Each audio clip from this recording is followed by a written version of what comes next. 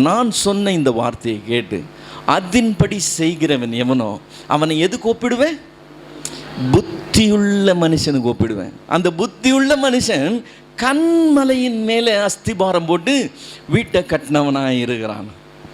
இந்த அஸ்திபாரம் இல்லாமல் வீடு கட்டிக்கிட்டு இருக்கிறீங்களே, இந்த அஸ்திபாரமே இல்லாமல் ஊழியங்கள் எழுப்பிக்கிட்டு இருக்கீங்களே, இந்த அஸ்திபாரமே இல்லாமல் ஊழியங்கள் செய்துட்டு இருக்கீங்களே, அதனால தான் எல்லாம் ஆடுது, எல்லாம் உழுது, எல்லாரும் நம்மளை பார்த்து சிரிக்கிறான். இந்த நிலைமை மாறணும்னா இந்த அஸ்திபாரத்துக்கு நம்ம திரும்ப வரணும். இந்த அனுபவம்லாம் தூக்கி வெளியே வச்சுருங்க. அதெல்லாம் ஒரு பெரிய இஷ்யூவே கிடையாது. அஸ்திபாரம் என்னது? வசனமே, வசனமே சத்தியம். வசனமே சத்தியம். நீங்கள் அதை மாற்றவே முடியாது.